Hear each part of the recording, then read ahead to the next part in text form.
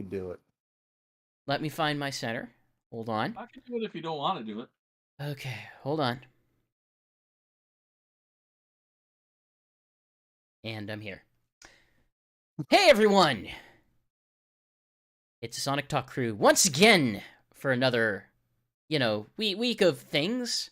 Week of things. We were on, was it last week or 2 weeks ago? It was one of Like those 2 weeks ago. Like It was 2 2 weeks weeks ago. ago This is to our actually Well, talk one and a about half weeks actually. special We record on a podcast. Wednesday. where we actually went ahead and I don't know, talked about a bunch of Sonic news. We're not talking about Sonic news tonight. No, tonight's something different. Tonight's something different. We I had the all other guy. we had all seen the Mario movie, and Woo!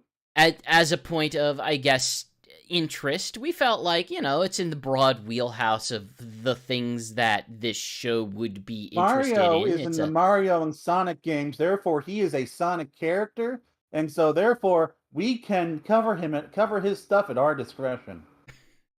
Well, it's mostly at Dred's discretion, but most of the time, whenever we have projects that he doesn't see, then it's at our discretion. He'll Yeah. never see this. He'll never I don't see the know, last like episode either. sometimes he does see this stuff. Dred, if you're watching right now or in the VODs, go ahead and message me, and I don't know, I'll make some sort of bet with Alex off air how we're gonna handle that. But the problem is the problem is I can't actually do that because that gives motivation for someone to put their thumb on the scale and say, oh, well, you should actually go check this one out. No.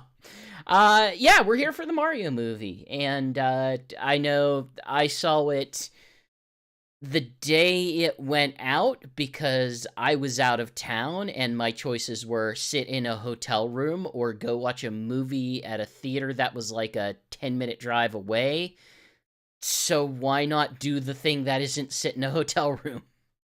It took me a few days. I had to really go out of my way to do it because my family was trying and failing to do Passover. um, but yeah.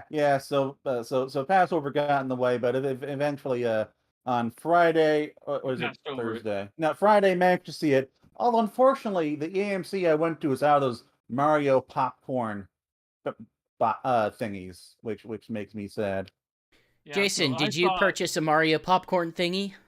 Oh hell yeah! I got the Mario 10 question block popcorn bucket. Cool. What are you going to do with it now that it doesn't have popcorn in it? Clean it and use it as a display. Maybe when the nephews want to do a pinata thing, I can fill it with candy and they can punch the bottom of it and the candy can come out of there. Do you still I'm have just gonna room use on it. any of your shelving? You Oh, you it's are not going to be in my shelving. It's going in the kitchen. okay. I was going to legitimately use it for popcorn. Like I was looking forward to that. And this isn't my only shelving. I've got stuff out in the dining room area and of the office area. I just know you as someone who has more like merch than I can possibly Common imagine sense. owning. Yeah. Speaking of more merch than we could possibly imagine owning, I guess just like what were your expectations going into this movie? I was expecting it to be better than the Sonic movies. Oh, And okay. okay. So like I I was mentioned a being a decent solid like mid-tier movie, like 70% on Rotten Tomatoes, which of course that didn't happen. Like, a solid watch. A solid watch with competent characters and good storytelling. That was my expectation. Okay. That's fair. You expected a movie in your movie. Yes. Cool. Yeah, I mean, it's a, I once I found out it was Illumination, I was a little concerned. I mean, they do have put some good stuff out. Despicable Despicable Me Me. one, and like that one's really good. And my mother loved The Secret Life of Pets, the first one, and Sing one. was okay. The second one didn't even need to exist. But other than that, they just make mediocre at best movies. They They're make not yeah. DreamWorks. That's They're not kind DreamWorks by a mile. So I was just hoping for it to be at least pretty good. that's kind of Illumination is what people thought DreamWorks was before Puss in Boots 2 came out. well. No, I mean, there's DreamWorks has come out with a bunch of really good Oh things. yeah, but people seem Yeah, to they people had the seem to two forget best. that Yeah, the two sometimes. best movies of 2022. They had The Bad Guys and Puss in Boots 2. Yeah, Oh, they and I'd like my point of like choice is Rise of the Guardians. Like that was Fun. the point where I was thinking like, oh, they can actually make stuff here. People saw like that one. pairing up the main character of that with Elsa from Frozen. I bet they do. Yeah, that's Illumination's kind of a studio where they have a low ceiling, but they have a higher. No, they have like a mid ground of a floor. So anything that they kind of They make. have pretty good, decent animations to them. They just their storytelling and direction isn't as good as as how the animation looks. Basically, The way I would kind of phrase it is they don't make family movies, they make kid movies. And they make decent kids movies, but they don't make like, hey, this is for the whole family, except for, you know, I guess a lot of the times it's for the whole family. I don't know. So, GX, like, what were your expectations? My expectations were it's an Illumination film. It's not going to be miserable. It's not going to be trash. It's not going to be, hey, we've made 12 Ice Age movies. Here's the 13th one. We think that's worth putting in theaters. No, This one stars a side character. no, they make things that are absolutely watchable and are probably pretty good for kids, but by and large are, mostly forgettable, and they make disposable films. And I feel kind of justified in that in that attitude. They make like the only film that I they make their junk food. Movies. Exactly. They make the bag of Ruffles of films, even more so than a lot of other studios sort of operating in the same space. It's like, yeah, you're gonna enjoy it in the moment, but none of it is going to really stick with you if you want to think about it in any meaningful way. And if you go in for a hot fudge sundae with nuts, you're going to end up with an ice cream cone at best. yeah. So yeah, you kind of touched on it, but yeah, like it's certainly worth mentioning. The thing that I think we could all be positive about is like it looks real good.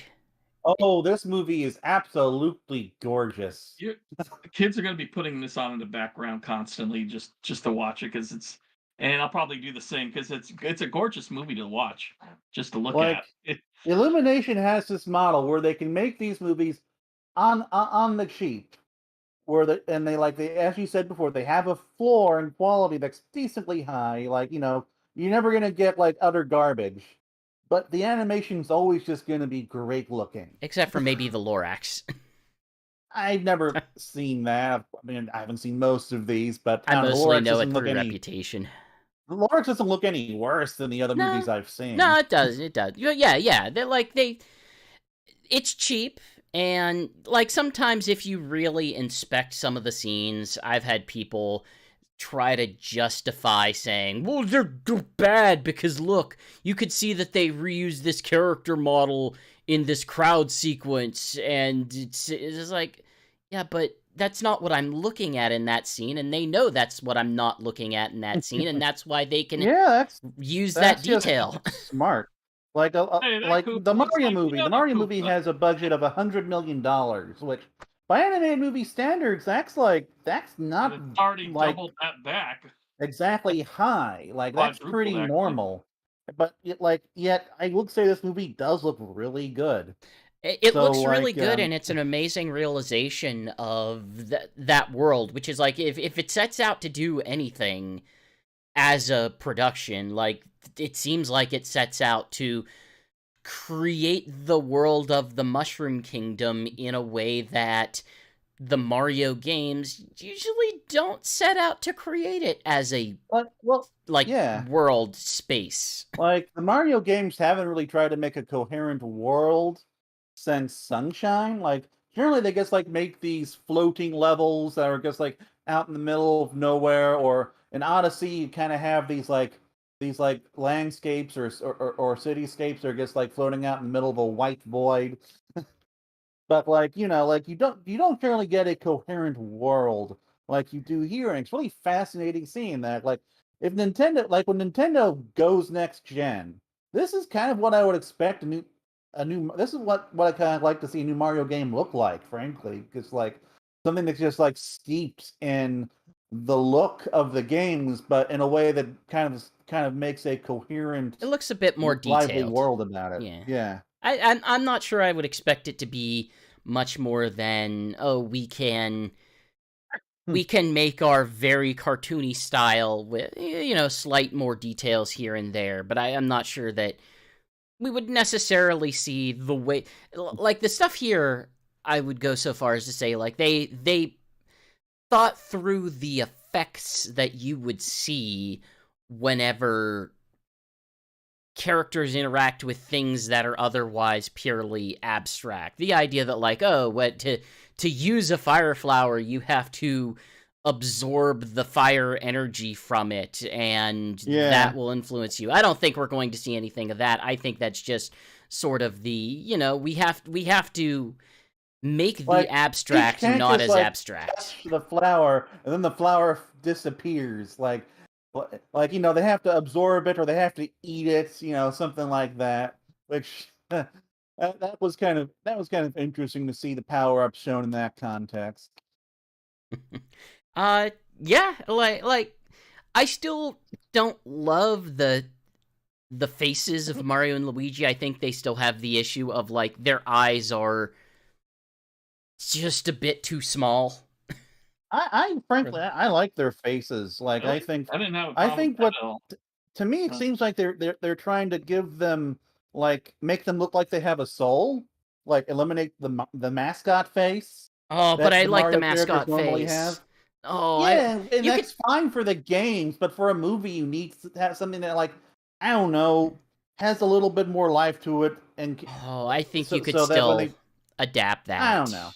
I Like am still of the firm honestly, I belief that. find Princess Peach's face to be a little stranger Oh, to it me, really like just the is. nose. It The nose it's mostly like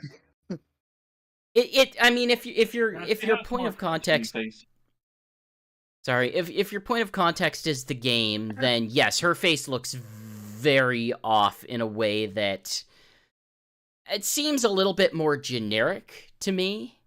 Like yeah. I wouldn't say that this version of her is like the most visually recognizable, but that's also coming from someone who has been playing these games since God only knows, and even as early as like Mario 2, she has had a very consistent design. This is probably the What's first major break in it.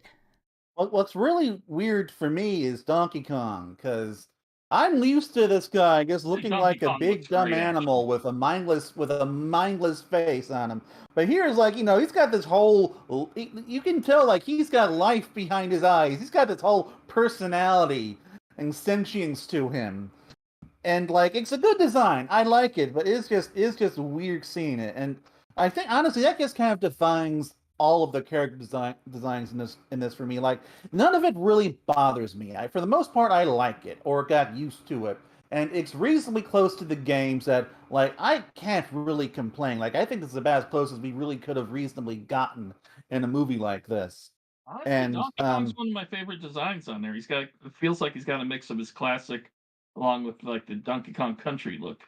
yeah. And meanwhile Bowser just kind of looks like Bowser. Yeah, but Yeah. I mean, I'm gonna emphasize like Donkey Kong is probably my favorite part. Yeah, Donkey I'm Kong was probably not probably gonna my disagree with favorite that. part of it. Like, even though he's basically just Seth Rogen in a monkey costume, but Sorta, but like like the thing. he at No, least he yeah, has a little he's more got some of my personality. favorite characters too. Yeah, That's one that's thing I think we're going to be in agreement. yeah, that's kind of what I mean.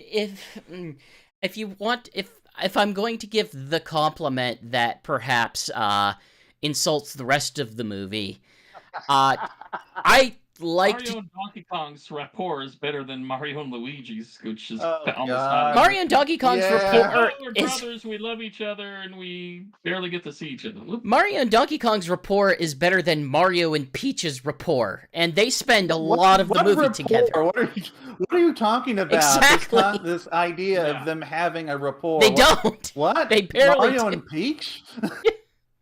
No, it's Donkey Kong is kind of the one character that, well, with maybe the exception of Bowser, I think Bowser's a pretty well realized Bowser's character in good. this. But no, Like, Bowser's good. I have no complaints Like- about Bowser. I think Jack Black does a really good job with him. I tend to separate him from the heroes when I'm thinking about stuff like this. But like for me, like it seems pretty clear to me that they are setting up a Donkey Kong Country movie with this because they give Donkey Kong and the Kongs in general a lot of attention that they probably didn't need in the first Mario movie, but like they also are as kind of the best and most well realized part of it, honestly. I would say definitely better realized than the Toads themselves in a lot of ways. Just their society seems to make a Like the bit one more Toad sense. with the personality, Kind of basically. expecting the Toads to have more personality than they ended up having. Like I don't know, like I were gotta they give just like the Keegan-Michael minions or Key, though, something? for having the most different voice out of everybody for Toad. Keegan-Michael Key does not sound like Keegan-Michael Key, whereas like Seth Rogen and Jack Black still sound like Seth Rogen and Jack Black when they're doing Well, their like characters. I don't like yeah, I would imagine that Michael Keaton is just Seth Michael. The guy does Toad. I'm blanking. Keegan Michael Key. Okay, I imagine he's just able to has a greater range to him.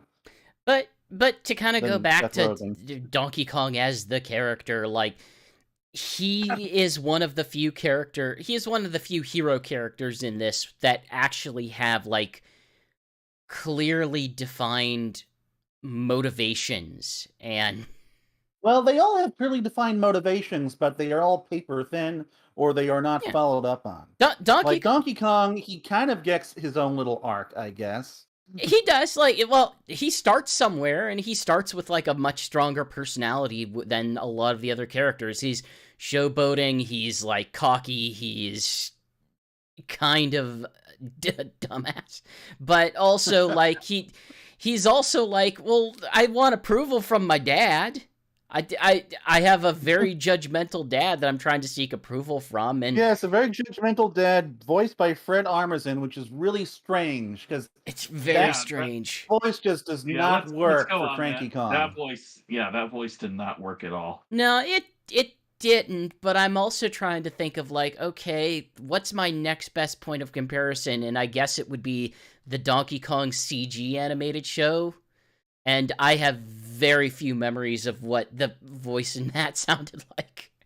I don't know, like I would have like it sounded like they were trying to do a Bernie Sanders voice for him or something, or Something like what's that. that old white guy who's bald and he's like a comedian? I was it always felt like it was just really close on the verge of the old Jewish stereotype man from Simpsons. Oh yeah. It but sounded like he was nearly there, but just pulled it back to not actually be that. They would have been okay with that. Like my main issue is he just doesn't sound all that old. Yeah. I kind of agree with you on the Bernie Sanders thing now that I think about it. Like man, I'm blanking on the name of that comedian. This is annoying. That's fine. You'll think of it halfway through, and then we'll loop back to it. So obviously we went through the Donkey Kong, but like Larry David. Sorry. okay, there we go. See, told you. Told you we'd come around on it. But yeah, I mean, aside from that, I guess from this point on, just we will talk about spoilers. So just you know, be cautious if you haven't seen it yet. Like, you're probably not going to want to hear our impressions if you haven't seen it. But I don't know, maybe we're tastemakers. Maybe we're tastemakers. Yeah. Uh, I I had a fun time. I thought it was enjoyable in the broad sense, but also I 100% understand any and all negative reviews about this movie because as a capital M movie, no, it's not particularly good. Mm. Movie, if So, you're the problem is, in order to be enjoyable as a movie, you have to be either A, familiar with the material, or be a little kid to really enjoy it, because I'm so like for otherwise, it doesn't make too much sense so for for me, hang the on. movie was like it was fine, but also just kind of boring. Like, like I'm Kind of always kind boring. of I was just never bored by it. analyzing how I'm feeling about a movie as I'm watching it. And about midway through it, I kind of realized that I was just feeling kind of nothing for it. Like, it's not bad, I but think you're it's not especially good, and none of the jokes are horrible, but none of them are really making me laugh, and none of the character moments are really landing, but at least there's character moments, so there's like some kind of substance here. And that feeling didn't really change as I came out of the movie. Like sometimes a really good climax will sell me on a terrible movie because I have terrible taste in movies, frankly. Like that's not something I'm really going to argue with. Like my taste is pretty. I have pretty low standards, but like I don't know, like it was I just think kind the of reason fine. I think And the reason why so many people are, and you had a problem with it, is that it's like a hero's journey movie, but it's very shallow, bare bones on the hero's it's a journey. hero's journey movie that has this checklist and then like does the checklist but like doesn't actually do anything more than that. Like it's like, okay, character needs motivation. He needs to have like a sad moment with a father figure or something. And he needs to have a reason to go on a hero's journey. And then he needs to have a training montage.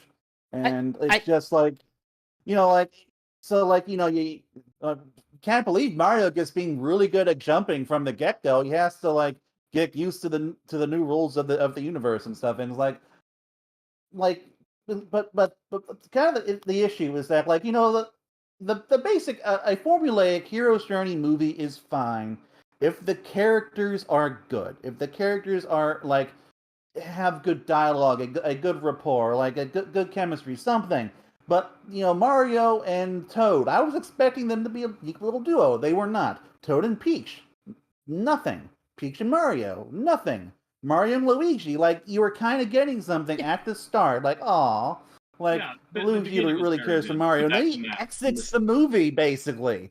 Well, that's kind of one of my biggest issues about the Mario Luigi thing is that they keep telling you like, oh, they have this really close bond. They have this really close bond. They keep saying it, but They they do don't the actually bare build to minimum to that. establish it, Yeah, and they have no There's a lot of payoff. tell and not show, and I think it's only 90 minutes, and it just rushes by so fast. They needed to slow down the movie quite a bit, and they needed time for Luigi. Luigi needed a hero's journey in this movie more than Mario did. And Oh, the one scene that really pissed me off ooh, is right near the end, where Bowser's attacking the city, he's attacking Wario, weakening them, and suddenly Mario, who's been pretty much, never say die through most of the movie, he's been pretty brave, suddenly goes and hides behind the pizzeria in the little area, trying to muster up the courage to go against Bowser again while Luigi's hiding in the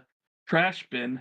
Luigi should have been in that pizzeria and mustering up the courage to help his brother, not Mario. Sure, like that would have been made more sense, but That would have at the made more same sense. time, I don't think It's it like. Luigi needed the courage and needed the more of an arc in that moment because I mean, Mario was pretty much never say die and never quit through most of But the movie. He was but already a but hero, but where Jason, Luigi was a bit more cowardly and needed to boost himself. Luigi needs to have his arc during the Luigi's Mansion sequel that I really need to have happen.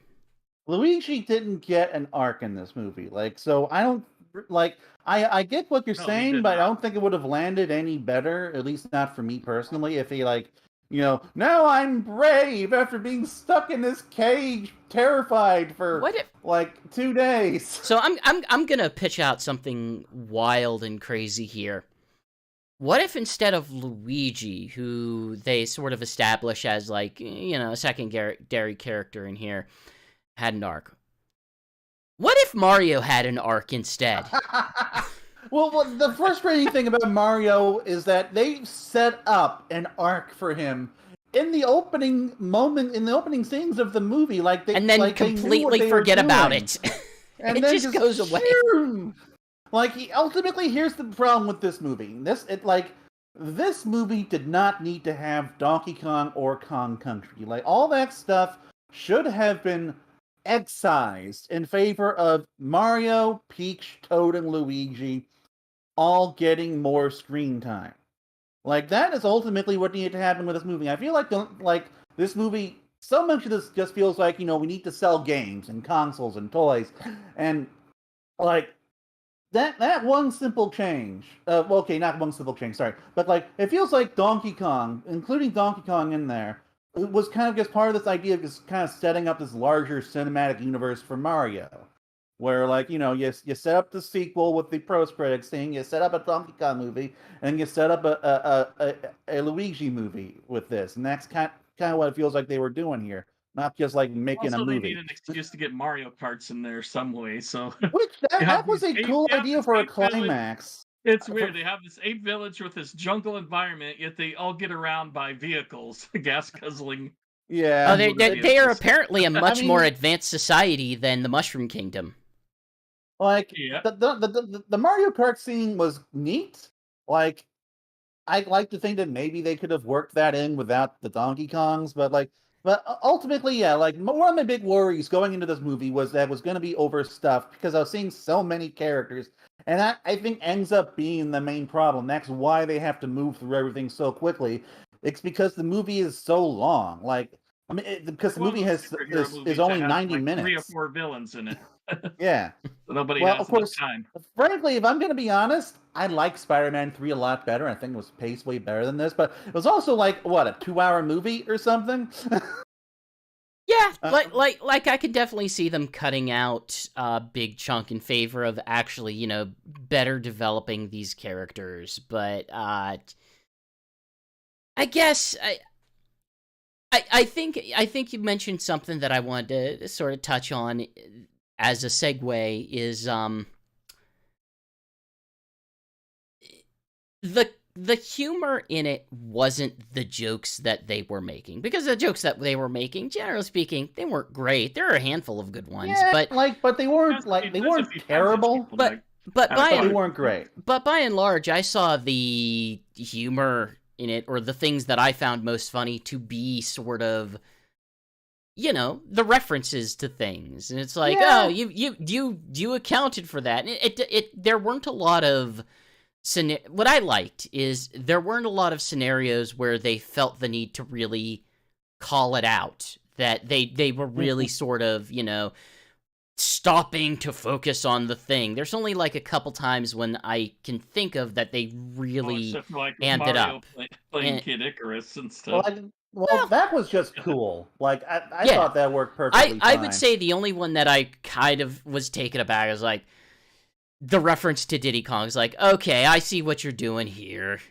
And yeah, Personally, as a bigger Donkey Kong fan than a Mario fan, I appreciated that sure. because we like got a nice close-up shot of Diddy and Dixie Oh, and the big strong one. it's not the worst, but like, yeah, there's a lot of this movie, Life and from Wrecking Crew had a lot more lines in it than that.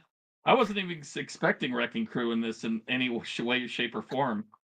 Well, we knew Four Man Spike was going to be in this for a while. I kind of figured he was going to play a bigger role than he did. I assumed that it was going I to was waiting start. for Stanley the Bugman, Mario's cousin. No, but like they did make reference to Balloon Fighter or something at the very I end. saw that in the background. Yeah, it's just full of a lot of small winks and nods to various things. What may The have introduction. been a little, Hmm? what may have been a little on the nose, although I didn't hate it, was the blue shell bit. Like I think, like the blue turtle shell guy was literally just called a blue shell. I think, and he's the one who like ended the Mario Kart Oh yeah. scene. But again, it was just cool seeing like the turtle in that turtle shell design. They Like, did a lot of work to make a world that exists purely in a lot of abstract mechanics to sort of heavy air quotes make sense. And that's not nothing. There's a lot to they that did I a pretty appreciate. good job. Like they did some almost Pixar-esque world building there. It's well, you think of like Mario's not a series that is in any way, shape, or form interested in its own mythology or anything. No. It's only interested in what's happening right now in front of you, and this is a thing that sort of is interested is like, what is the mythology of? Perfect adaptation in its own way because it's exactly like the games. It doesn't care that much about the characters and lore. It just wants you to have fun watching it. But that like to some extent, yes, I agree. But on the other half of that, it's like, well, they're still putting together a world that sort of has to half makes sense, and that's not something that the games really attempt to do. The games, like the things that exist in the world exist to make sense mechanically, and that's kind of the beginning and the end of it. I still think in the movie though, like the Mushroom Kingdom itself, still doesn't make a lot of sense in terms of any kind of physics or. Oh no, they don't. No, they don't explain okay it. with that. Yeah, I don't need them to midi-chlorians the pipes or something.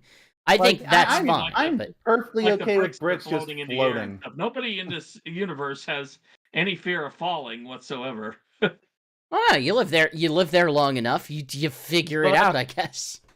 What I really enjoyed throughout this movie were the power-ups and how they were used, because how they were explained, like, oh, so like Mario can jump like Mario once he's eaten a mushroom, and like all these power-ups, like, they make you all superhuman, and I really appreciate how these power-ups were like used in the action sequences and stuff. It was just really probably the most clever thing the movie actually did was how it kind of contextualized them within the world.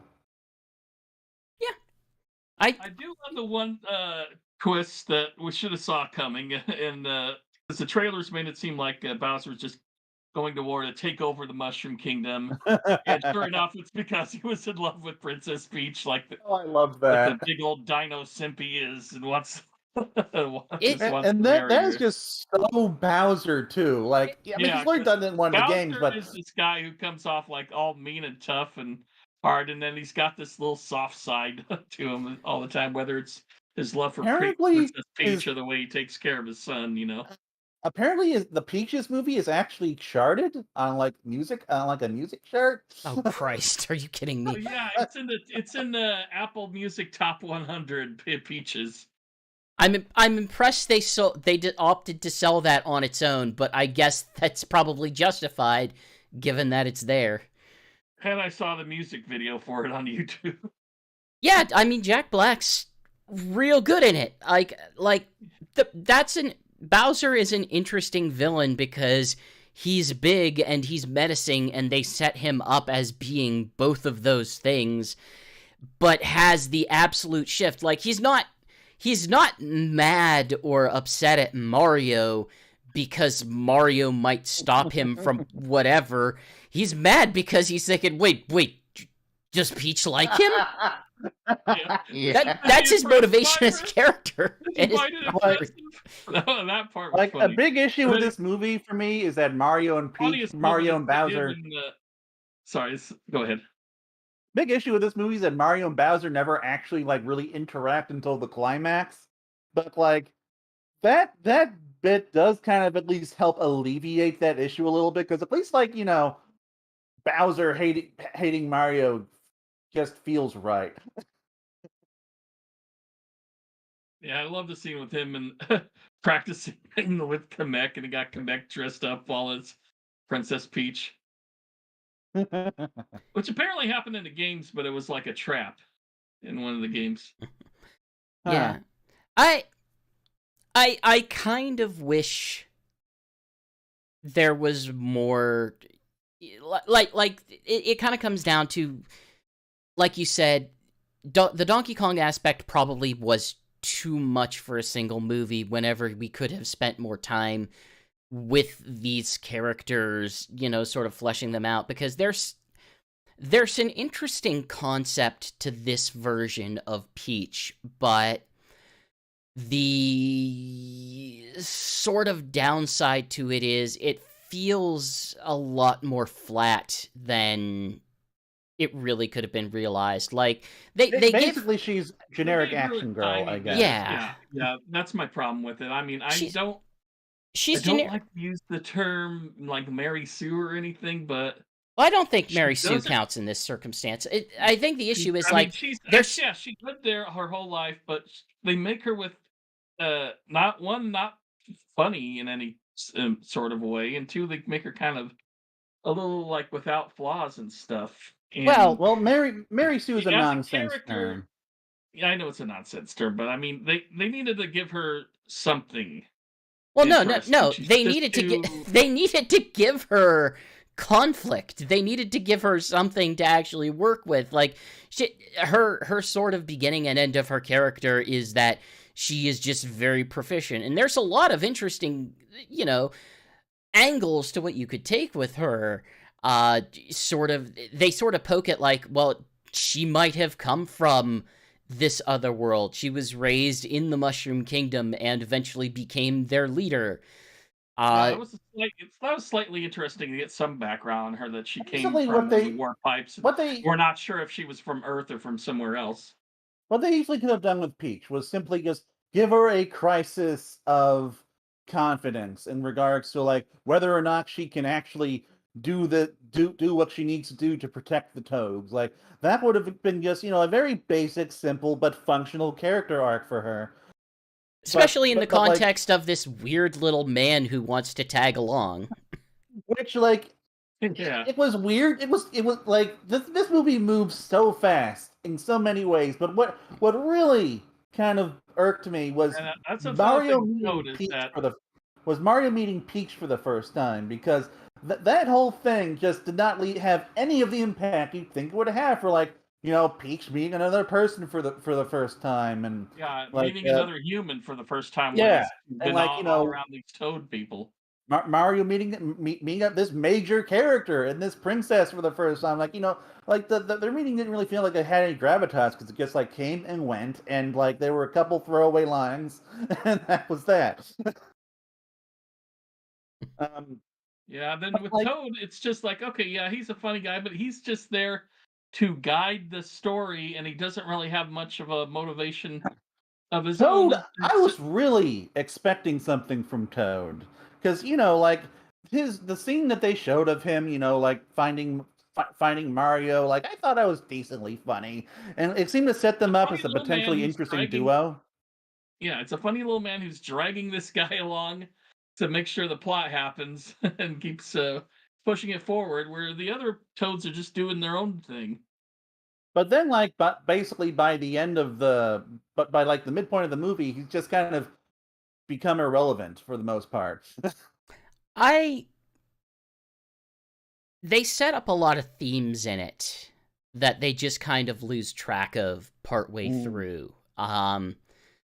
Themes that, could have been a bit more interesting that just wind up kind of feeling thrown away or like referenced at the very end. And like the big like thing about the way the movie begins is like, oh, Mario is kind of living this disappointment losery life where his father can't deal with the fact that, like, he's trying to get out there instead of taking something that's reliable and proper, and then that just sort of This is where falls the beginning away. of the movie.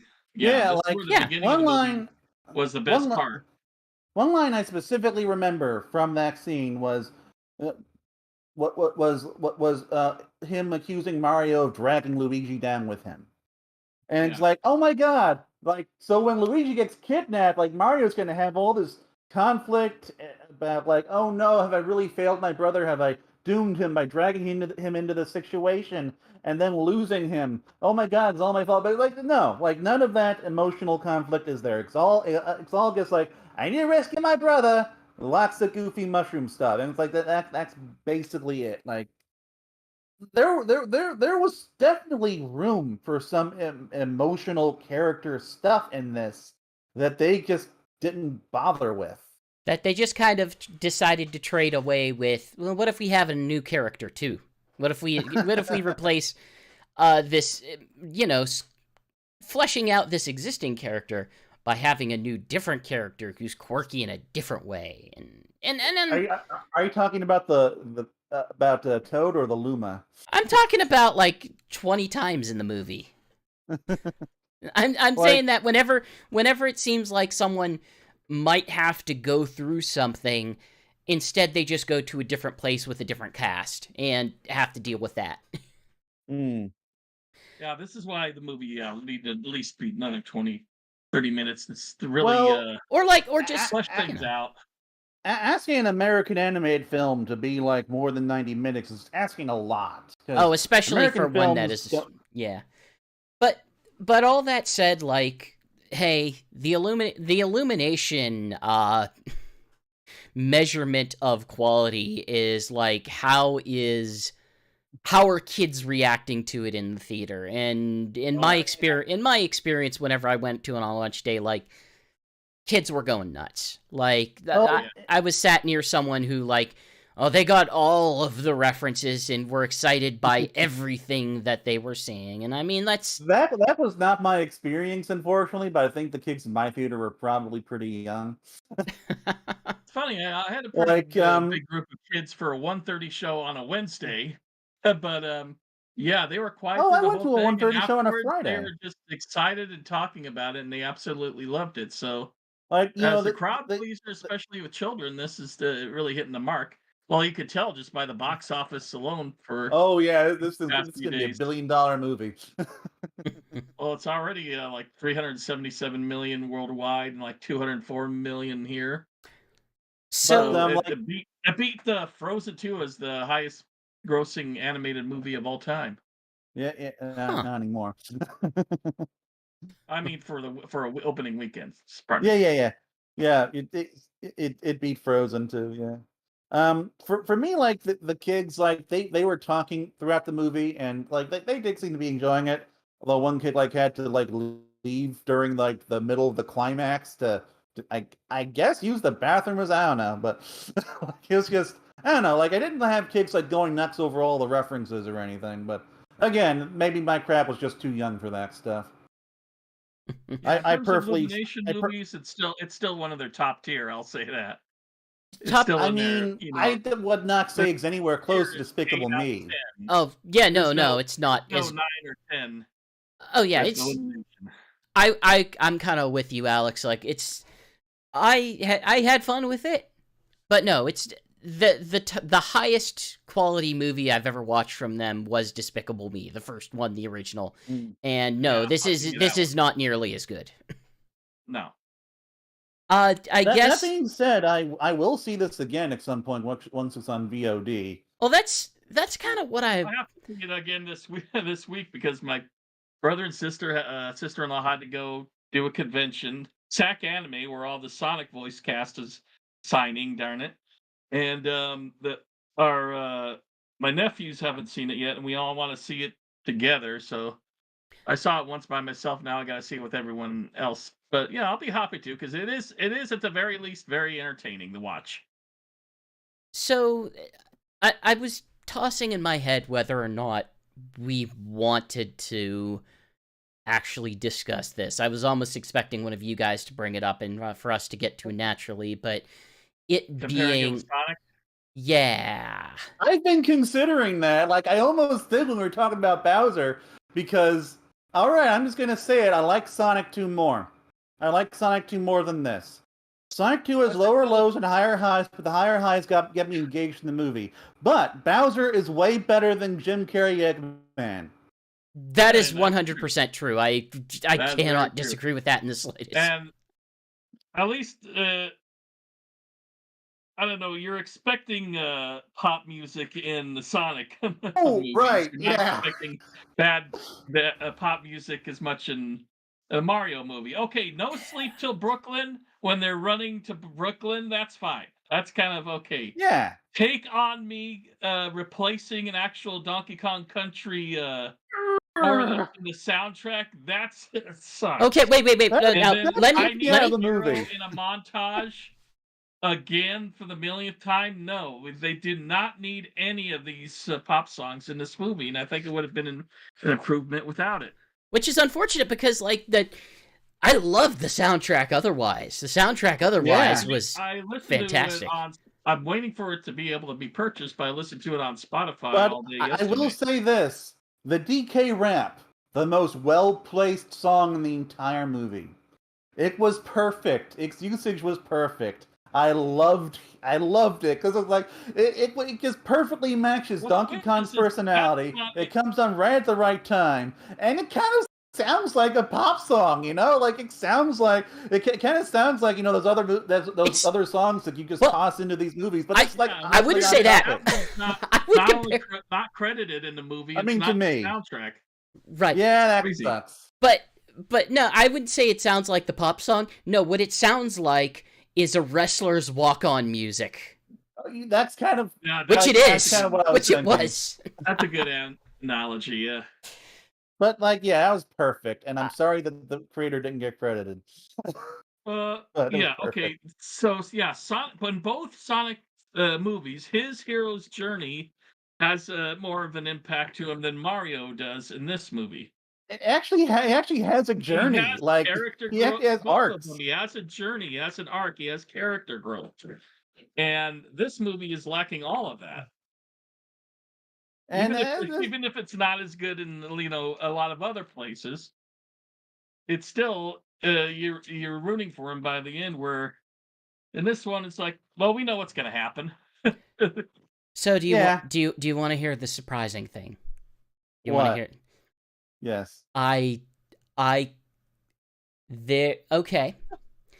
As it pertains to its qualities as a movie in being what a movie is supposed to be and do, I agree with you. That honestly, I think both the first and second Sonic movies are better capital M movies, that they understand, like, these are what movies have to do to tell a compelling story. Yeah. And that said, now you have to qualify all that. And that said, that's perfect. And that said, I think I would still, if both were an option, I think I would still probably rather watch the Mario movie. Well, I think that just strictly comes down to, there's just a lot of things in the Sonic movie that the things that got under my skin really got under my skin. You remember all of our discussions about that movie and how that the stuff about Mario movies, it is a disappointment that it isn't a better movie, but I can't really point to much in it that annoyed me in the same way that the Sonic movie annoyed me. I mean, you didn't have Bowser leaping onto Mario's windshield and licking it. Jack, you know what? For as goofy as Jack Black is, he freaking has dignity. Like that's something you can't say about Jim Carrey's performances. Yeah. And the Bowser is a character with a lot of dignity. He's a big dumb goofball, but he has a lot of dignity. But that just comes down to what I initially said. The Sonic movie has lower lows, and that doesn't bother me as much because again, I have something to actually grab onto and get invested in. but at the same time, like, yeah, the Mario movie doesn't have any cringy moments, so like you can watch it, it can just go through you fine, Yeah, and that's won't actually a like surprise for an jerk you on the elimination way movie out. nowadays. It's Yeah, they don't have anybody farting or anything. Eh. No, it's no gross out humor or anything. Although, yeah, they usually do have something. They usually do have like one or two of that type of thing, but this one did In the not. Illumination movie, there is no cringe in the Mario movie. You're right about that. The Mario movie just seems like something that would be nice to have on in the background. Like if you don't have to that before, yeah. Yeah, if you don't have to pay that close attention to it, and you just want like, oh, this looks really nice. Oh, this sounds really nice. Oh, this is kind of mindless, but I am enjoying it around the fringes. Then that's kind of solid. But the reason why I want to rewatch the Mario movie is because, like, it looks nice, and I want to see if maybe I can get something, feel something the second time around. But also, it's just like, there's so many references in it, like just so much stuff for my eyes to look at that, like I just want to see it all again. I want to catch what I missed the first time. Because it's so dense with it. Like the Sonic movies had some of that here and there, and some of it were like a little bit more not obscure, but like harder to really pin down to, oh, they're trying to say this about it. Whereas the Mario movie, it's just like, no, this is just part of the world. They're just filling it with things. It's just everything in the world is a thing. Like Mario just has a Nintendo. He has a Star Fox model for some reason. I guess this universe has Punch Out. More explanation into the Punch Out pizzeria, and I don't think you need more explanation to it. I guess. I think Little Mac just exists in the same universe as Mario. I think it just suggests that Little Mac is in what, New York that's where Punch Out. No, I don't know if we know where Punch Out takes place. I feel like Brooklyn. I feel like it has to be New York. No, Punch Out. Little Mac is in New York. You see it in the training scene during the bonuses when they're giving you the power. Oh, that's right. You pass the Statue of Liberty. Yeah. Okay. Yeah. That would make it amount. Like it's just a lot of little things to that. But I would also say that like I would be interested in whatever would be coming next from this, because you figure they'll probably want to do a sequel in some format, whether it's sort of the rumored Donkey Kong movie that they're setting up for whatever comes next, or again, I think for me, the logical follow-up is a Luigi's Mansion movie, because then you get to focus on Luigi, who is innately a much more interesting character than Mario, and you get to have a really... Like, the Luigi Mansion 3 is just amazing looking on its own, and you can easily convert that into a cool story about, well, now Luigi has to help his brother.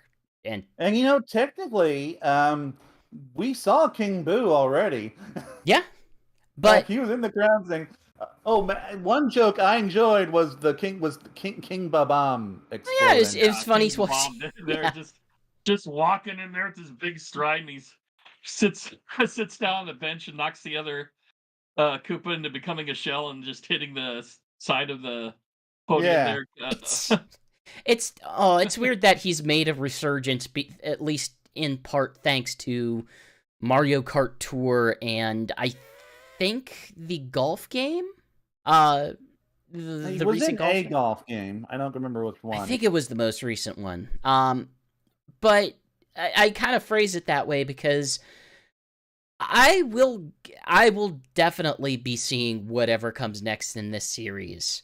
Whereas, I'm not going to skip anything. Whereas for the next Sonic movie, I kind of am only accepting that I am obligated to see it out of, being part of the website. I think with this movie being such a huge blockbuster, is that opening the way for more animated movies based on video game properties? I hope so. I hope we get some actual Sonic animated movies, like spin-offs for Short answer, yes. Longer answer, probably not from Paramount. I don't think Paramount... Number one, I don't think Paramount is going to just suddenly jump ship from a series that they know is already doing good in a format they know they can, capitalize on pretty well. But also, I think the danger that we're really going to run into over the next few years is a lot of companies saying, oh, wait, we can make movies based on video games and not really Radically have change the source material. without really having the oversight of like, oh, Miyamoto's working with them the entire time to make sure that this actually follows what Nintendo wants out of a movie. And what I think the end result is going to be, you're going to have a lot of studios making more bad video game movies because they don't necessarily understand what it takes to make a good one. Well, I don't know. A prime example: Ratchet and Clank, done by the writers, got overseen by Sony, overseen by everyone. Still, not a good movie at all. Yeah, I was so shocked. That was disappointing. Very disappointing movie. I kind of do like that movie. It might be nostalgia speak. It might just be how much I like Ratchet and Clank. I can acknowledge that it's not great, but I still kind of like that movie.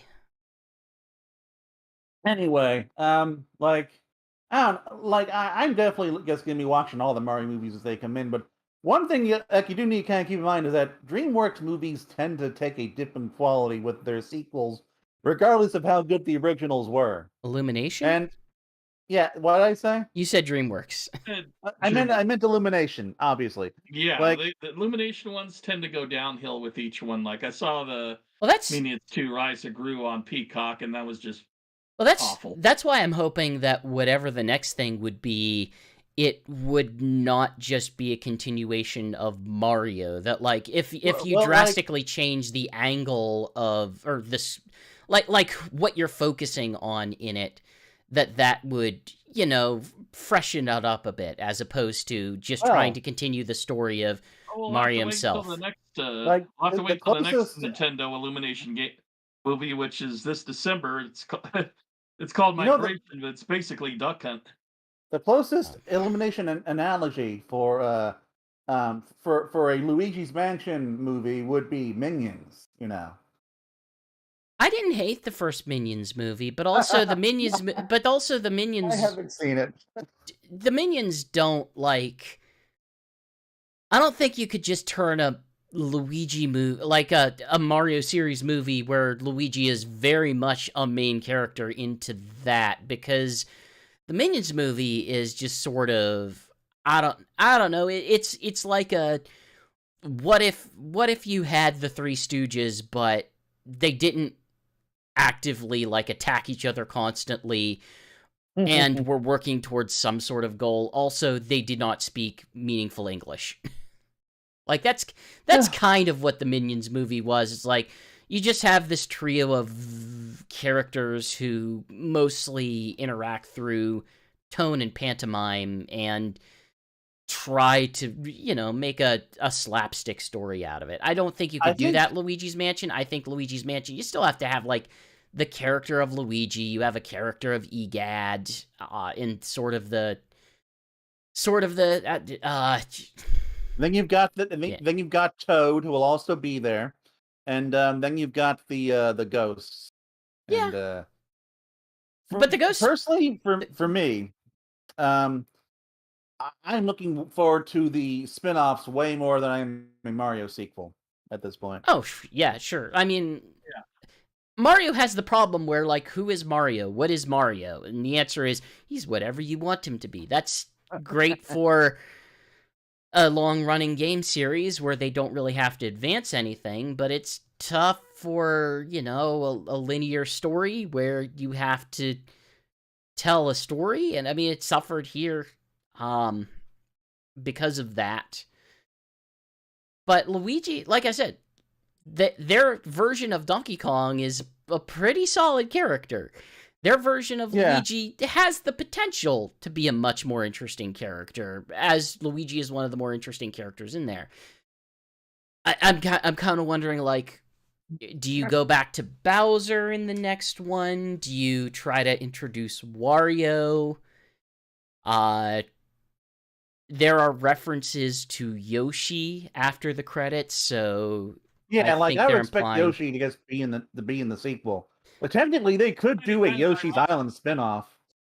I find it kind of funny that the after credits scene of Super Mario is pretty much the same after credits scene of the 1998 Godzilla, where they have that egg in the downtown Manhattan underground, and it's popping open to reveal well, in this case it was a baby Godzilla, and in the Hmm. other case it's Yoshi.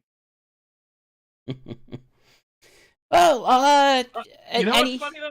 I think they had a great spot for like a King Kong joke that they missed because they were going to see Cranky, who was king of the Kongs. I You know, guess, and but like I can at the say, same time, you have that in the form of like the actual original Donkey Kong. In fact they were sued because of that well, way yeah, back that's what when they by were Universal. thinking. Universal. That's Which why I is now thought they were going to distributing make the a movie, joke right? like, oh, hail King! Hey, you want to get sued again? Something like that. But I yeah, thought that would be funny. any closing thoughts, any final impressions of it? Like, I guess as soon as we're done here, I need to link you, Jason, to the I Am 8-Bit pre-order page for the soundtrack, because apparently they're distributing the CD. Well, I'm Oh, just gonna use okay. YouTube. Are they doing a vinyl or just CD? They're doing that. They're doing vinyl. They're doing CD, and they're doing cassette, because that's the world What's we're going living on in with now. cassette? In Oregon, over here, video game soundtracks are coming in cassettes now. Don't. Yeah, we know Oh, we've reported on this. Well, okay, oh, we reported cassette. on it for the Sonic 2 movie. I can. Okay, if you're someone who wants to argue that, like, okay, cassette, like, I love albums, I like to listen to albums. I'm not someone like that, but I can, at least in the abstract, understand the argument there. It is true, like, it is an analog sound, although these days you're printing it digitally, so it's not like you're really gaining the benefits of analog, true analog. But also you have a big piece of artwork to have associated with that. If you're getting things on cassette, cassettes are awful. We stopped Oh using God, yeah. cassettes because cassettes were terrible. Like, you can kill a cassette with a magnet. The audio fidelity in them is just miserable, and you can't really improve on that. Nostalgia. I understand it's nostalgia, but it's bad nostalgia for a dumb time. It's nostalgia because these things were There's a really, reason it really went cheap. obsolete. Yeah. That would be I like, would probably buy an audio cassette of a modern thing if I ever got the chance. It wasn't too expensive. that would be like having nostalgia, like if they were suddenly offering the Mario soundtrack on hit clips. Ooh, I would go for that. Really, you want like the 30 minutes with the LCD display. Or, I'm sorry, the 30 seconds of a song with the like, it wasn't the actual whole song, was it? Like, they just put like, the bits it of was the a song. 30-second mix and a 60-second mix, I believe. Oh, that's so. Why do we have nostalgia for things? Nostalgia doesn't do us any good. Let's just give up Well, in any nostalgia. case. The Mario movie was awful now because it played all into my nostalgia, so therefore it's the worst movie. Perfect. Like, It was made by those member berries. ultimately for me, the Mario movie, great references, meh story. I was expecting I was expecting more from it as a movie. I'm kind of shocked it didn't make it, but it's still. I'm still going to be right on one thing. It's going to make a lot of money, $1 Oh, it billion. already has. It already has made Yeah. all of the money. It has made all yeah, of the and- monies. I've been saying this for like a year on Twitter, apparently. So, like, I get to be right there. Like, this Mario movie is just crushing Sonic 2, utterly destroying it, and that was like Oh, it's totally gonna make totally more than predictable. Sonic 1 or 2 combined by quite a bit. Yeah. Yeah, But but I don't know. I hope that DreamWorks Illumination learns from the criticism and does a better movie, but I'm not really expecting it. I don't know. I'd like them to move the animation company from Illumination over to DreamWorks. That would be something pretty Oh, that won't happen. awesome. That no, Yeah. Nintendo's already made their agreement with them. Like that, this is how Nintendo operates. Is that they're not generally looking to just pawn it off on whoever will help. Generally speaking, whenever they do stuff like this, they are looking for actual partnerships. That's why, quite honestly, why Illumination has it is because they have a bigger partnership with Universal through Universal Studios and this movie, and I am guessing that won't, become any less from this point out, because there's a lot of motivation for them to continue. I guess the question kind of becomes like, hey, do they try something with other franchises now? And if so, what and through what context? Star Fox, a cartoon series from some streaming service. Do it. Yeah. Anyway, as far as I go, like I said before, you want a hot fudge sundae with nuts, but you're getting an ice cream cone. It's still delicious, still good, still very good, but not quite as good as you were hoping. But it's Yeah, like but the it's most a nice. faithful video game adaptation I think ever, because even like the games, you go in, you're having fun, but you're not getting much, no deepness to the story in any way. It's As a Sonic yeah. fan, I'm still jealous. Even though the Sonic movies are better, in my opinion, I'm still jealous about this being a more accurate and more referential treatment of the property. So Mario fans still got something good there. Yep, and I think that's gonna wrap it up. Hey, we actually all have done writing for the site recently, so actually, except for me, I was busy last week. I couldn't do anything. Yeah, you've been out of town. Jason, you did a thing. Yeah, I did it. Did it ever go up, the toy review? The video. No, unfortunately I don't not. I think still so. need to. I still have it, and then things got nuts, and Oh, okay. I haven't had it. I apologize. That is on me. I'm checking for news posts now. Trying to be more active. I did do a recent news post about the spin dash showing up in the Sonic Frontiers code, and I guess that's going to be put into the second update. They say now. We got confirmation from Kishimoto himself. Is like, hey, yeah, you found that code, huh? Cool. We tried to get it in the first update, but we're gonna get it in a second. I am deeply confused about, honestly, the sort of expectation and excitement about the spin dash in there, if only because like the drop dash isn't useful in Sonic Frontiers. There's no place in which it's like I could use a drop dash here in a meaningful way. This feels more like I want the spin dash in there because spin dash has always been part of the game, so I want the spin dash, even if mechanics wise, it's of not much use. My hope is that maybe it gives you more speed than the boost does. What can give you more speed than the boost does, Alex? The boost at max is already massive. It's like, and then the spin dash just shoots you across the map. I don't know. I'm kind of with Jason. I kind of feel like it's in the same vein as. But I like all my Sonic iconography in every Sonic game. Why can't I play as my favorite Sonic character, Styx the Badger, in this new Sonic game? What I should be able to play as Blaze the Cat. Does it make sense? It doesn't have to make sense. I want to play as my Sonic character. She's just a Sonic clone. Get her in Sonic Frontiers, Kishimoto. But it won't be meaningfully different. It won't be a different experience. Yeah, I'm good with that.